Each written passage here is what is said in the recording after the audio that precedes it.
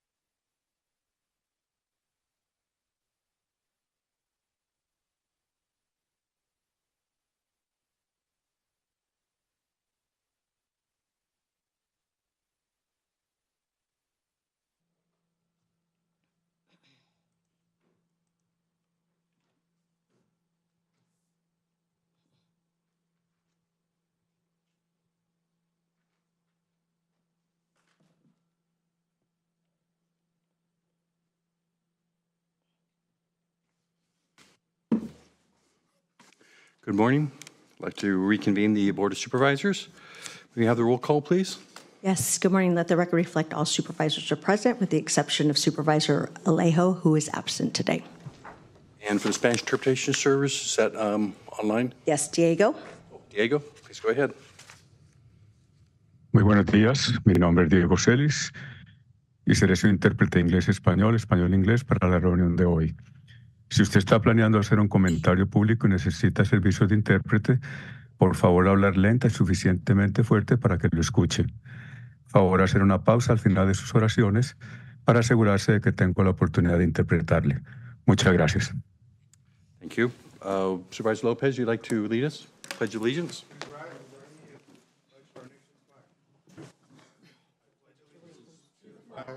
The United States of America and to the republic for which it stands, one nation, under God, indivisible, with liberty and justice for all.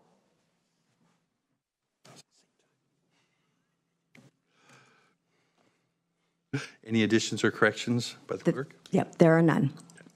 See, we have 3 ceremonial resolutions. One of them is to be presented. Any public comment on these resolutions? See none. Bring it back to the board for motion. Got a first and a second. All those in favor? Aye. Aye. Opposed? The motion carries. Supervisor Askew, would you like to present resolution on National Media Literacy Week?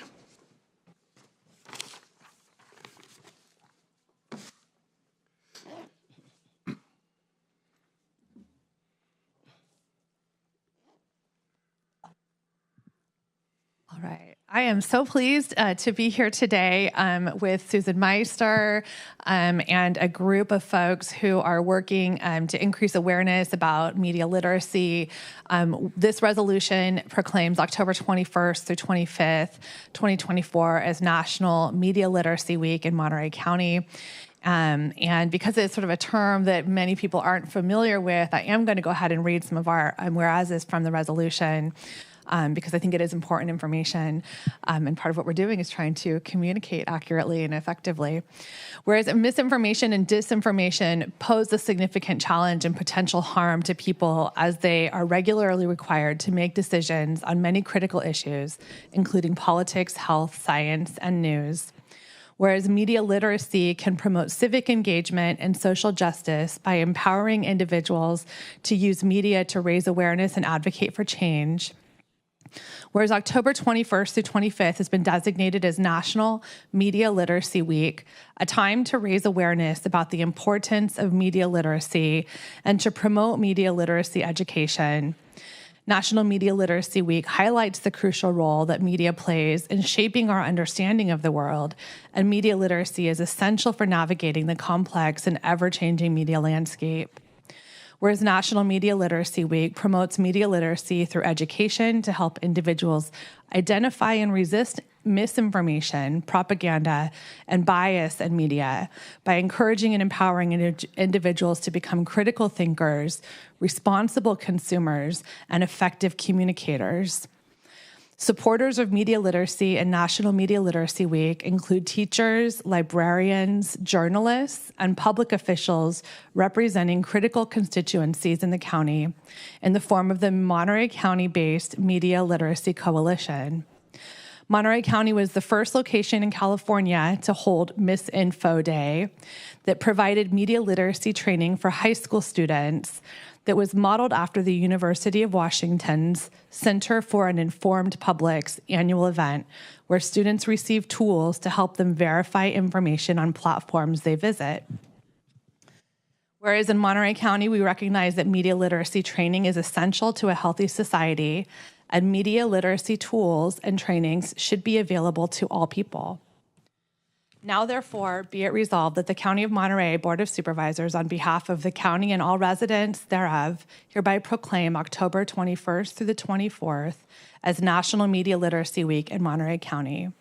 We encourage all residents to learn more about the importance of media literacy by participating in National Media Literacy Week activities. And I'm going to let Susan announce one such Media Literacy Week activity that's planned for Monday, October 21st at the Press Club in Seaside. So with that, I'm going to hand this to you, Susan. Thank you. And I'm going to see if you'd like to make any comments and announce our event.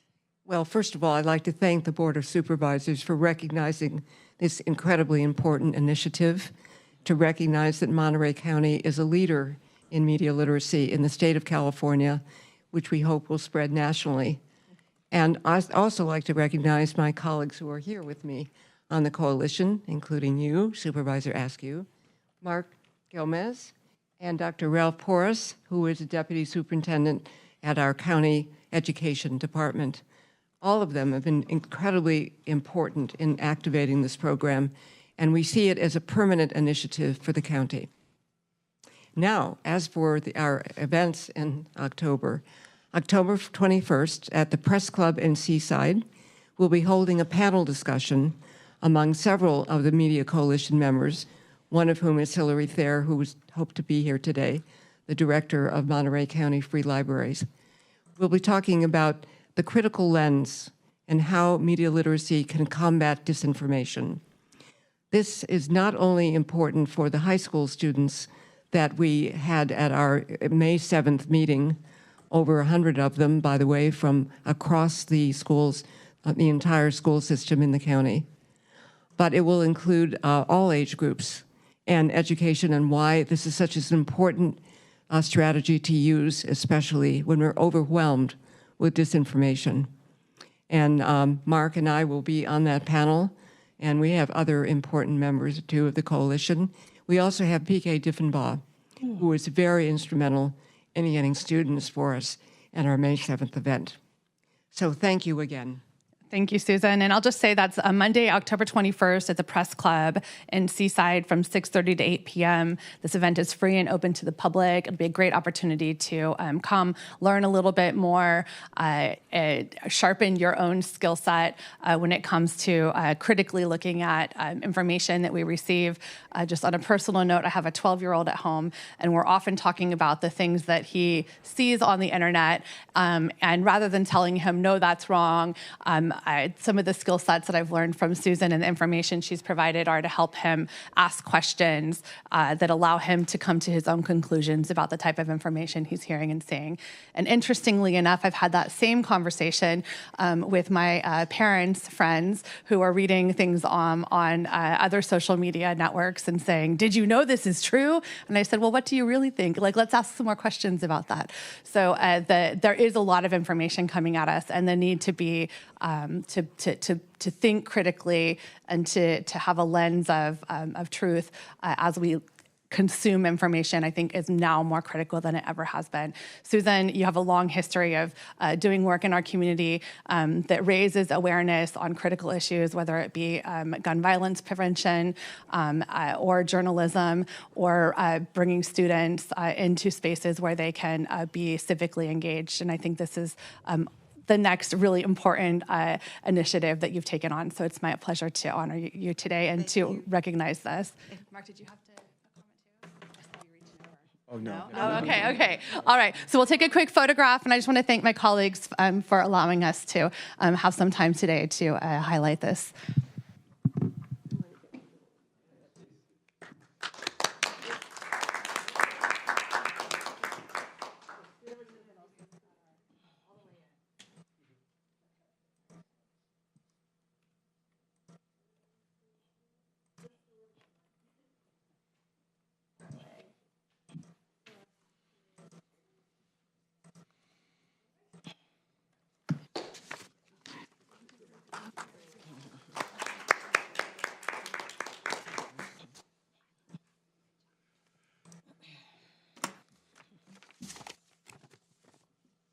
With that, we'll move on to appointments, which we have 3 appointments. Is there any public comment on any of these appointments? I see none. Approval? Second. First and second, all those in favor? Aye. Opposed? Motion carries. Move on to the consent calendar. We have items 15 through 28. I'm going to ask, before somebody else does, that we pull item 25 for a separate vote. And I know I will have a public comment I want to make on 28. Is there any other supervisors that want to comment or pull anything separately? I got 25. For a separate vote, 28 is just a comment. Okay. Before we go out to the public, is there anybody who wants to speak on the consent calendar? And we have nobody. Right, well, in 28, I just wanted to point out this is for some grants are coming in. I think it's infrastructure. I know it's in Castroville, but I think it's in Chular and San Ardo too. Am I correct on that? Chular and San Ardo, correct. San Ardo, yeah. I'm going to just comment about Castroville in that when I was running for office, and I've noticed through Castroville over the years, what became very clear is you could walk about 30 or 40 feet on a sidewalk, and then you'd get 20 feet of dirt, and then 30 feet of sidewalk, and then 30 feet of dirt. And it was just, I don't know any other urban area in the county that had that kind of situation. And this is going to be a way to address that. And I think the people in Castroville are going to really be able to appreciate that actually we're bringing sidewalks here in 2024, complete sidewalks and streets to the people of Castroville. So I just wanted to call that out and see that as a very big step forward. I'll jump in on that one, Mr. Chair, and I want to thank the folks responsible for this. For a long time, we would apply through our Public Works Department for some of these grants, and we just didn't get the leverage. They did an amazing job, but as we know, engineers, they're great nerds, and I say that in the most loving and endearing way. When the health department got involved, that partnership between Public Works and the health department to go after these grants to tell the human side of the story along with the data is what moved us forward. In that year, we got Castroville, San Ardo, and Chular all in one go. And with that, these three projects, I will share, they're moving sort of slow, but that has to do with the way in the process that we draw down the funds. But we were able to share last week in San Ardo as well the process for selecting the engineer, that we are nearly there for their contract, and that it's going to be about a 2 to 3 year complete rollout. But when folks started to see the maps and where these things were happening, you're right, they feel that investment, and they know that we went to bat for them and we're able to compete with the others in the state. Our projects all ranked at the very top of the list, which is extremely exciting. So thankful to staff for doing this and working across departments collaboratively to tell the story, and to the ATP team who was in San Ardo last week. Thank you all for making these things reality for communities who deserve them. Thank you. Ditto from here. So with that, we want to vote on everything but 25? Correct. Okay. Make a motion to approve the consent calendar on everything but item number 25. I'll second that. All right. All those in favor? Aye. Opposed? Motion carries 4-0. Item 25 is, we'll change the voting process for the board. For those who aren't familiar with it, it's currently, if you abstain, and this has been the case since I think 1979, if I remember correctly, that the abstention is counted with a majority vote. And that is not the way Robert's Rules of Orders operate. So this is to bring it down that if you abstain, you actually abstain, and the vote goes as such. So with that, is there any comment on this? Are we ready for a vote? If we have a motion and a second? From anybody? For 25, okay. And I'll second that. And so all those in favor? Aye. Opposed? Abstentions? One abstention. Okay. So the vote is 3 in favor, no against, 1 abstention. The motion carries under the old rules of 4.0. For the last time, correct. All right. So with that, we'll move on now to general public comments. You have 2 minutes on items not on today's agenda. Yeah, Mr. Mitchell, and then I believe Mr. Peterson.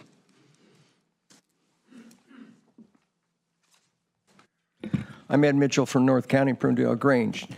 13 years ago, in this very chamber, there was 2 citizens and a person standing here talking to the Board of Supervisors. I was amazed at what he brought up.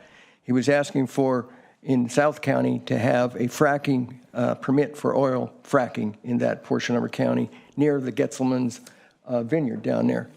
I knew about fracking problems across America and was surprised about where they were asking you to do it. In the salad bowl of America that has one source of water, that has shallow ability to dump wastewater because of the earthquakes around here, sitting next to a major fault in a county generating billions of dollars of agricultural money, 74,000 jobs for farm workers, farmers, and the ag industry were at risk. I walked out of here and started movement towards what we have today.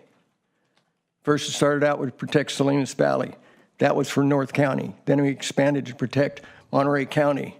Paula Getzelman was elected president at that time. I worked on strategy. We gained support along the way. Jane Parker, supervisor, supported this.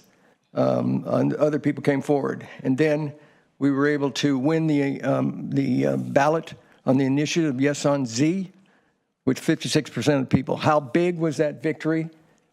Monterey County is the only oil-producing county in the United States that has banned fracking. We wound up in the court where the court said, yes, the counties can pick where oil operations can go on. But no matter how poisonous it is, you cannot regulate oil operations. That has recently been changed with the support of other people, Monning, Laird, Caballero, and many others. Abby, that felt that it is ridiculous that you can't look at some dangerous action. You can wrap this up in your history in I will. 10 seconds? Okay, thank you. So AB 3233 just got passed, which allows this board to affirm local government's authority to protect communities by limiting banning of oil and gas operations that threatens life. Thank you. Thank you, Ed. Change that rule. Well, you were doing such a good job on giving a history recollection. I wanted to let you get most of it in there.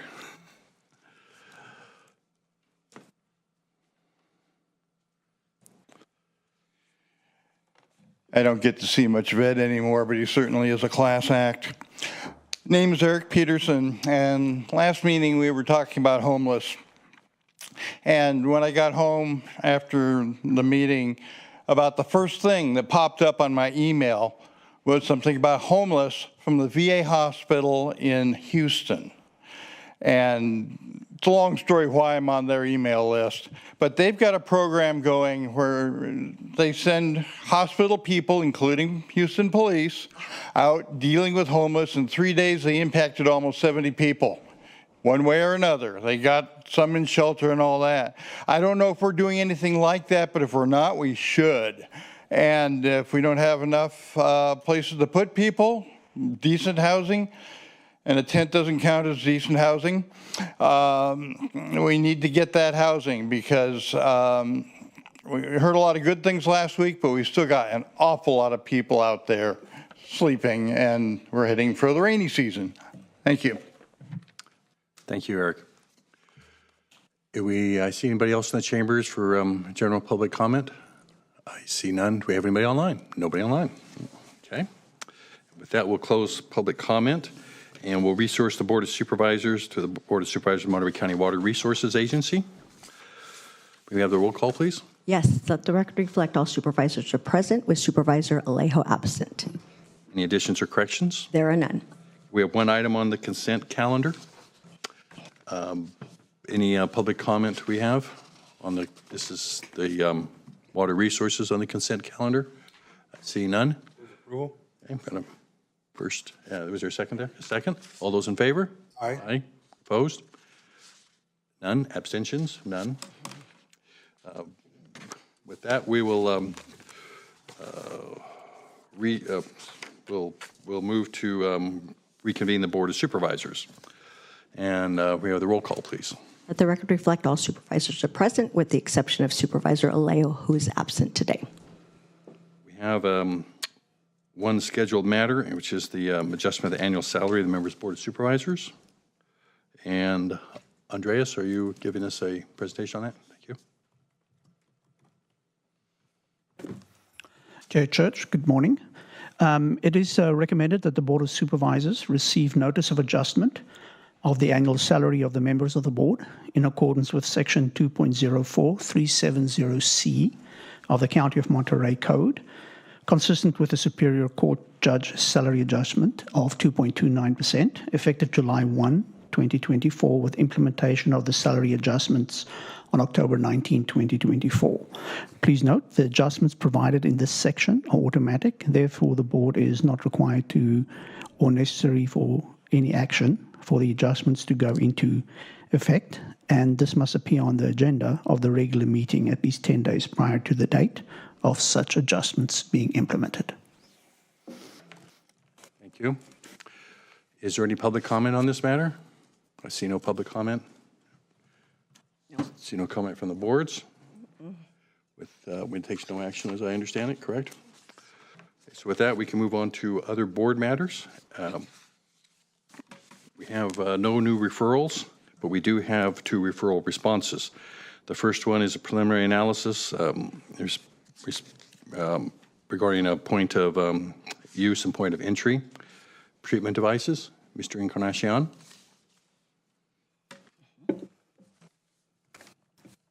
Morning, Chair, members of the board. Rick Encarnacion, Director of Environmental Health. On Zoom, we also have Marnie Flagg, the Assistant Director of Environmental Health, as well as Kelly Donlan, County Counsel. We're here today to present the preliminary analysis report in response to board referral number 2024.10 to allow point of use and point of entry water treatment devices for new construction on legal lots of record, including accessory dwelling units.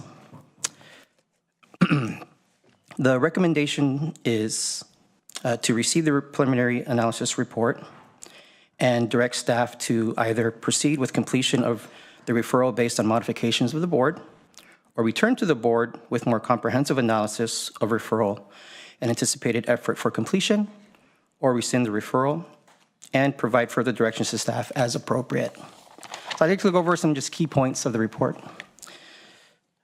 Some background. Ordinance number 5310, allowing property owners to use point of use, point of entry treatment for lot development and water systems with 2 to 14 connections, was passed, but was suspended due to litigation. The ordinance was later amended, but the current code does not apply to new construction on legal lots or accessory dwelling units or ADUs, hence the referral. An amendment will require an environmental review under CEQA, starting with an initial study. The estimated cost of the initial study is between $50,000 to $80,000 and will take approximately 9 months, which will take us to like mid-2025. If the project requires transitioning to an environmental impact report or an EIR, the cost could increase to $150,000 to $250,000, with a timeline extending to 12 to 18 months, which would bring it to mid to late 2026. The cost of the project, including the initial study and any potential environmental impact report, will likely be covered by a combination of county resources and external funding sources. I'd like to also note the key challenges noted in the report is to the Environmental Health Bureau's drinking water program. There would be some resource constraints affecting our staff and available funds to support the cost of hiring an external consultant. Staff have indicated that they're prepared to proceed with the project once funding is secured and may need to request assistance from the Board of Supervisors to identify and allocate the necessary funding sources. And with that, I'm ready for questions. Any questions from the board before we go to public comment? That would go, is there anybody in the chambers that would like to speak on this referral matter regarding the point of use, point of entry systems? Is there anybody online? No. Okay. Bring it back here. I'm the one to put this referral forward, and it's really driven by the fact that we have treatment. There are treatment ways, there are processes to deal with contamination in water, and that's being used for existing homes, and I felt it should be made available for those who want to build home. I had an instance come up with a constituent who they own a lot and a small water system. The system can't afford an expensive treatment plan, but because of the current county regulations right now, the other homes can put in POU, POE systems, and they can't build one and put it in. So, I mean, this is sort of affects a little bit on property rights and something basic as building a home, but it also, it's a legal lot of record. We should be able to have a clear path for people to build a home there. It helps ease our housing problems as well. And I am very, very much in favor of this going forward. I think it makes a correction on our POU, POE system ordinance that we currently have. Supervisor Lopez? Yeah, I concur, and thank you for bringing this forward, Mr. Chair. I think this is a critical issue impacting so many of our communities, including San Lucas. I know most of us are aware of the nitrate issue, but I can share that this particular disallowance has made it so that the school at one time, well, currently actually is sending multiple students all the way to San Venancio due to the special education requirements. They had the opportunity to bring folks in from the Philippines, but there was a requirement that they live within a certain radius of the school in order to be teachers there, and they could not find housing, so they said, it's fine, we own lots across the street, we'll build housing. And when they came forward saying, well, we want to put POU, POE on this, we were unfortunately had to tell them that due to the current ordinances, they were not allowed to do that. If they had been able to do that, it would have saved the school nearly $1 million a year that they can't afford to be shelling out to pay for those services and to bus those kids from San Lucas every day to San Venancio. So this is critical. We need to move on this, and I appreciate you bringing it forward. I look forward to supporting it and seeing staff's response as soon as possible. Thank you. Yes, Supervisor, ask you. Yeah, I think echo many of the comments. And I guess the question that I have would be, so we're talking about to make this available on lots that are already developed, not for new subdivisions. Right, because a new subdivision is going to require an actual treatment facility, I understand. Is that what? Among other things. Among other things, yes. Okay, yep, just wanted to make that, given the comments, I just wanted to make that clarification. And I think it's makes sense and is the right thing to do as we can build out. And again, when we talk about the kind of housing stock that we need in Monterey County, it oftentimes is the smaller ADU type units that are by design going to be more affordable than 4 or 5 bedroom, 2,000 square foot single family dwellings that are being built by the subdivision. So thank you.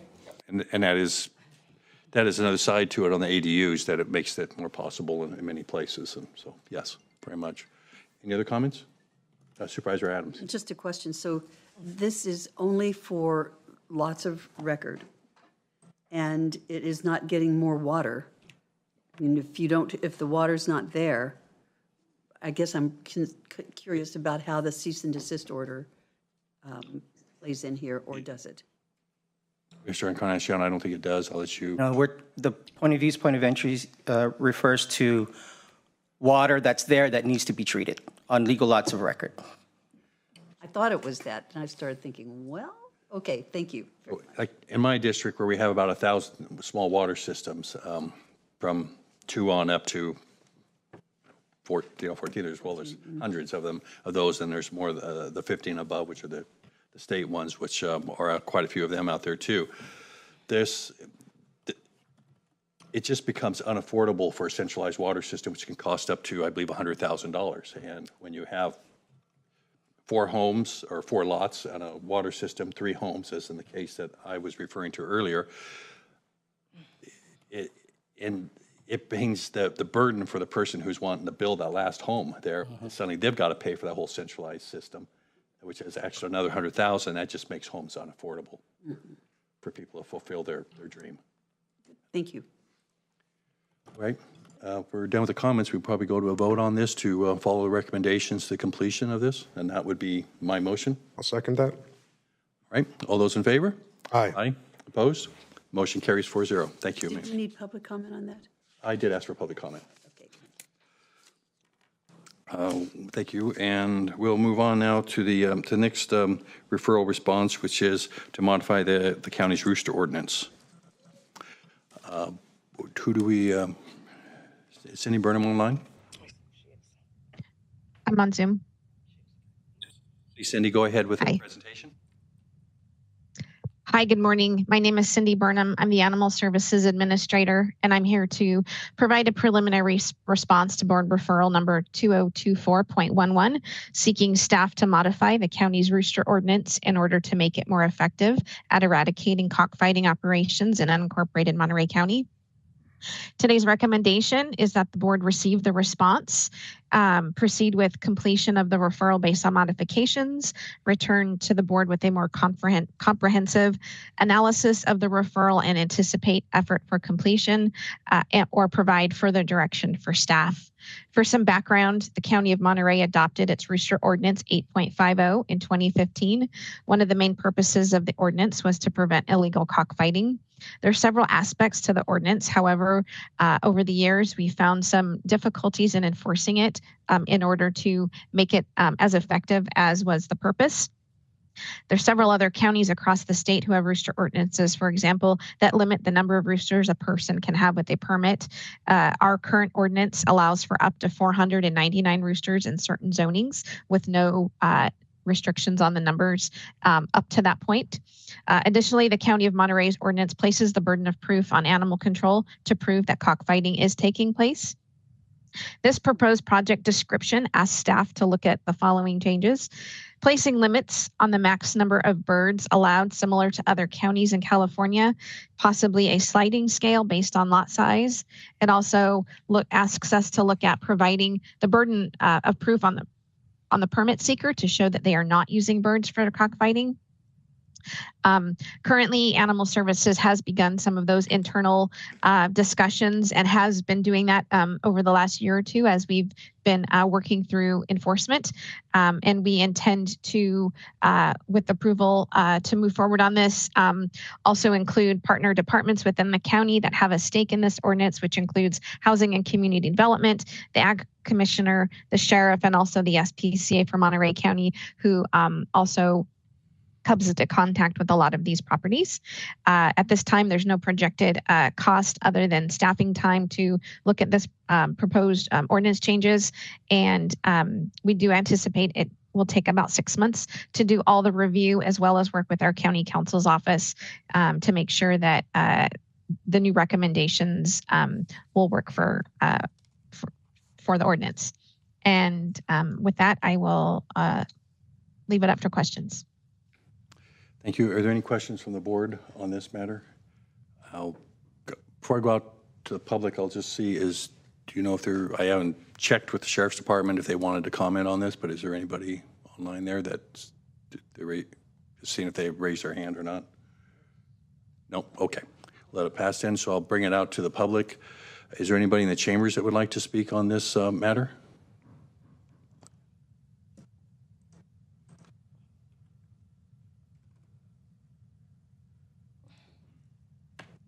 Good morning. I'm Eloise Shim, and I'm glad that you're doing more enforcement for any kind of animal cruelty in Monterey County, because I think it's needed.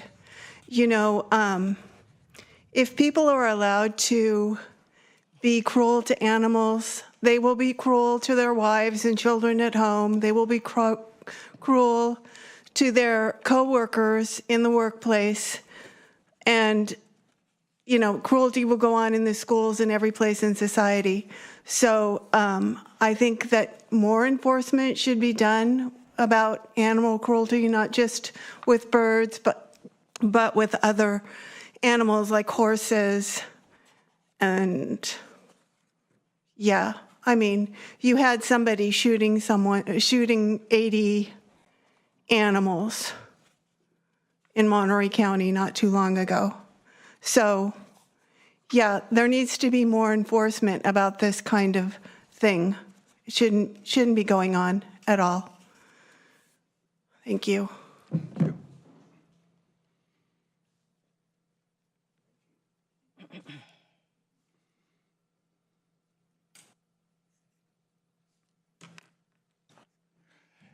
Name is Eric Peterson. I'm just curious about something on this.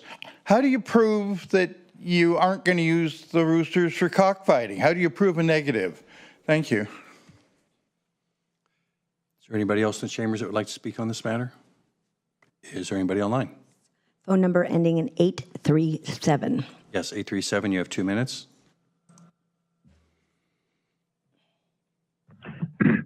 Brian Rosen here. Animal cruelty shows a very low society And we have a terrible amount of animal cruelty out there. And we need to really crack down on it, and we need to care more about animals. Mahatma Gandhi said the weakest members of a society is judged how it treats its weakest members. Now, he became an adamant vegan. He believed there were certain things we couldn't do for life itself, like eating meat. And I just want to mention that this is just one thing, but there's many others, like factory farmed animals, and we can all make a difference. You all can make a difference when you take your lunch break, the kind of food you eat. You make a difference, and it is all connected. If here we are abusing animals, factory farms, roosters, horses. Here our government, like Martin Luther King said, billions of dollars are spent on committing mass murder. It's still happening today. We need to create a better society where we don't just punch down at the weaker people and the weaker species like animals, but we uplift the weaker and we value them, that everybody is important, including animals. So please really stop animal cruelty and create the strongest enforcement possible. And thank you very much. Thank you. Appreciate it. Nobody else? With that, we will close public comment. I'll start on this one since I also initiated this referral, and I'll answer Mr. Peterson's question in the process. The current ordinance we have here, and Cindy, please jump in if I'm wrong on this, but the current the ordinance way it stands is that you have to have a permit for more than five roosters, unless you get an exemption. And the exemptions are if the roosters, or you can prove you've been using them for show, taking them to show, if it's for a 4-H project. Some counties have a school education exemption, or agricultural use, of course, is always an exemption.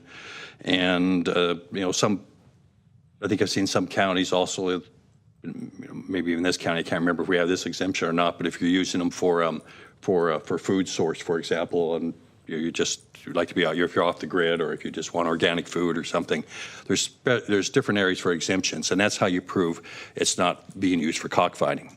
So those exemptions can be gained for getting a permit, but then those who can't produce a legitimate reason for an exemption are able to go through and get a permit, which basically all the permit is doing at that point is making sure that animals are being kept in humane conditions. It isn't any guarantee that they're not being used for cockfighting. And this referral was really initiated by me because of earlier this year there was a bill presented in the state legislature, which was basically stating that for someone to have beyond 20 roosters or whatever number it was, that they had to prove that it wasn't being used for cockfighting, because right now the burden is on the county or other law enforcement to prove that if somebody has a lot of roosters that they're misusing them. What I'm trying to do here is say if there's a lot of legitimate reasons, you can present those legitimate reasons, then you can get a permit. And if you can't get the permit, then but you shouldn't, then you haven't been able to prove that they're not being used for cockfighting. One of the problems that come up is the sheriff's department has referred to me on it, is that when you have cockfighting going on, it actually becomes a conduit or an area where there's a lot of other crime that occurs. So trying to bring this into a little more of an enforceable for our animal control officers, and actually keep a more humane situation for these animals, and bring something that is, as Monterey County stands, has one of the loosest regulations in the state on this, into a little more accordance with the state norms. Any other comments from the supervisors on this matter? Okay. With that, I will make a motion to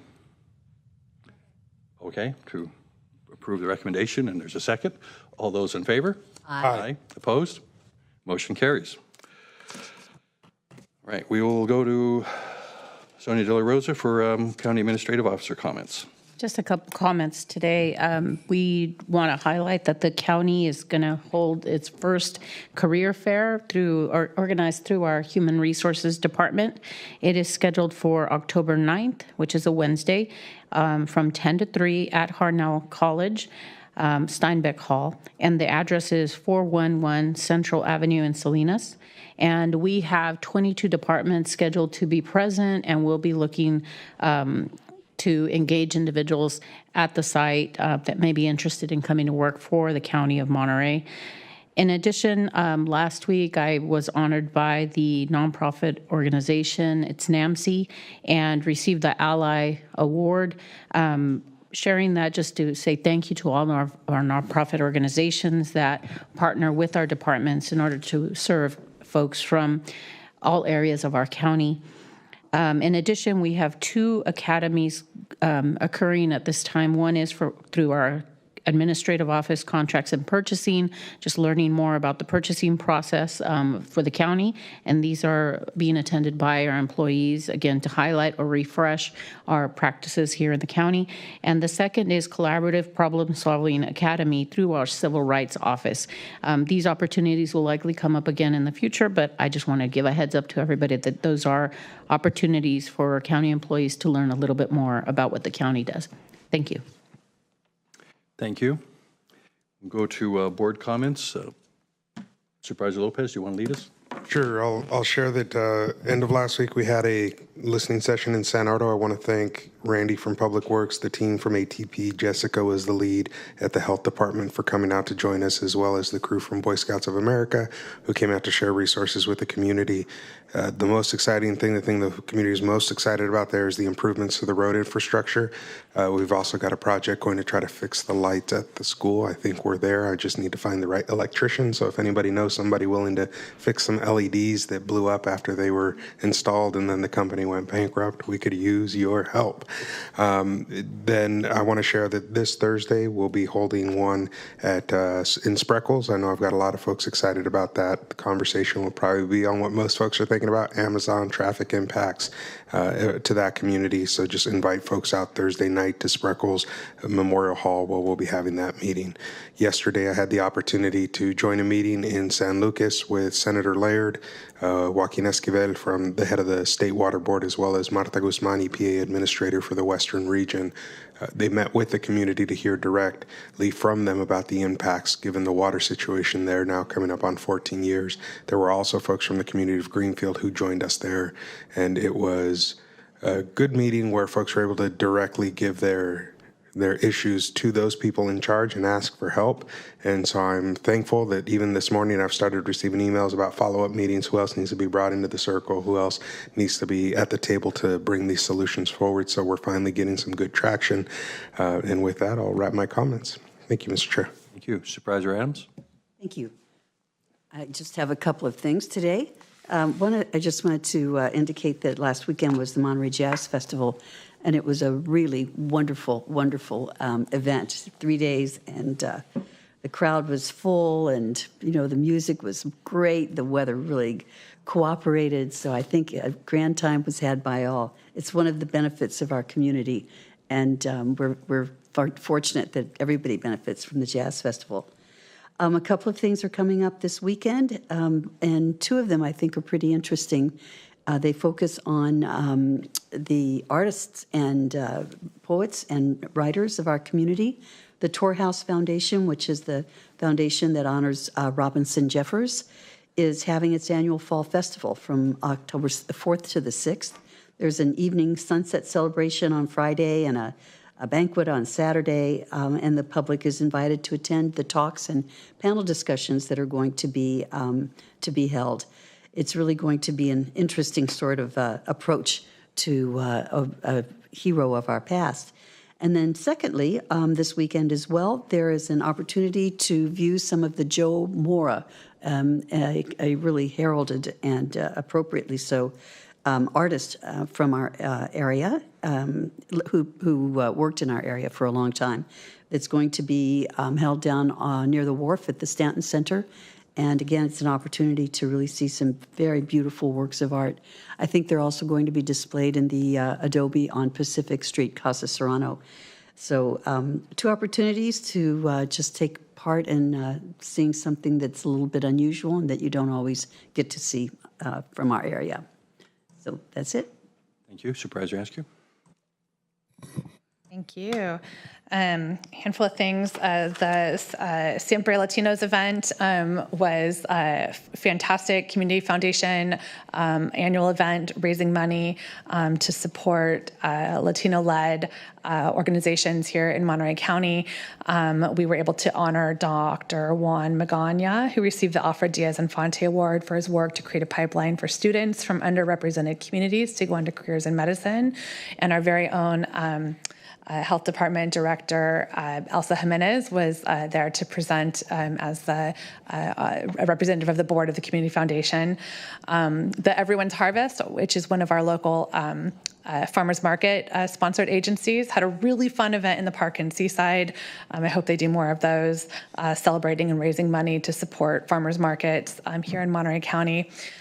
Sonia, congratulations on your recognition. I know you've hit the ground running 2 years back in Monterey County, and the commitment that you have to be present and listen and available to the wide variety of groups and stakeholders that we have, I think is commendable and appreciated, and I'm really glad that you were able to be honored for that work. I did want to also comment on, we had a public comment earlier about Assemblywoman Addis's passage. The governor signed her legislation AB 3233, and I think this is significant and deserving of some recognition from her press release. I just want to read briefly. The signing of AB 3233 is a vital win for communities across the Central Coast and all of California. Putting this bill into law affirms our right to clean air and water, free of gas and oil pollution. Thankful to the Governor Newsom for signing this important bill into law, to colleagues for helping get it to his desk, and to the many, many community members and leaders who've been fighting this battle with me. And many of those leaders and community organizations call Monterey County home. So just want to say thank you to everyone who played a part in moving that forward. 2 more comments. If you're on Facebook or social media, you'll see all of the little kittens. The kitten distribution system is in full effect with many baby litters being born. Our Hitchcock Road Animal Shelter had an adoption event and helped many, many of those little kittens find their forever homes. So if you have it in your heart to welcome a small, sweet little kitten into your home, our shelter is full of them. So make your way over there, if only just to say hello and pet them.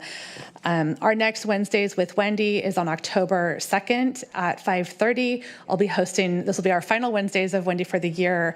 For this year, we'll be focusing on mental health, and I have some of our commissioners from behavioral health who are joining us.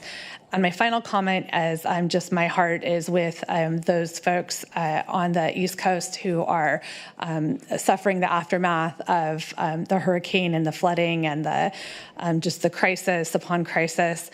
At my house last night, we had a conversation about our own emergency preparedness, thinking about, what kind of water supplies do we have? What kind of batteries do we have? Where are our flashlights? Do we know where the shutoff is for our gas and water if that need ever came up? I think it's a good opportunity for those of us who are here as we send money and resources and prayers to those who are suffering to also sort of do that double check on our own emergency preparedness.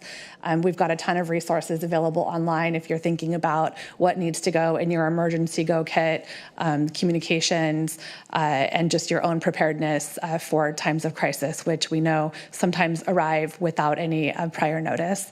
So with that, we'll say thank you, and I'm liking the short meeting. Thanks. We're going to do this every week now. I don't think so, but I did want to mention I attended the Elkhorn Slough Open House on Saturday. For those of you who have never visited Elkhorn Slough, the work that the state and the foundation have both done there is tremendous in the restoration, the research. The Open House is a great event in that you they have a lot of tables from some groups and agencies. There's also native plants available there. The Elkhorn Slough Foundation manages a huge chunk of property out there throughout North County and the watershed that goes into the Elkhorn Slough. And they're also starting up a program right now. We're continuing a program, I should say, where they've been removing eucalyptus trees and bringing in reintroducing native plants. They have an area in Las Lomas where they're removing out a large chunk of eucalyptus trees and going to be bringing in some native plants for there as well. Also want to just mention that this weekend at Rancho Cielo, there's going to be a fundraiser. It's the Taste of Marcon. It's this Friday. It's a fundraiser for the ranch's Culinary Academy with Marcon chefs creating a dinner in support of the next generation of culinary stars. And it begins at 5:30. I also just wanted to remind everybody there is a vice presidential debate tonight, and it is, so we don't always pay a lot of attention to vice presidents and everything. It's important for everybody to watch and fulfill your civic duty and listen to both.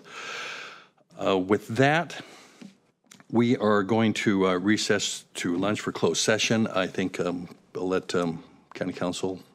Yes, and we'll be adjourning from closed session. There is no reportable actions that will be taken for the Board of Supervisors or the Board of Supervisors for the Monterey County Water Resources Agency. Thank you. And with that, we shall recess to closed session.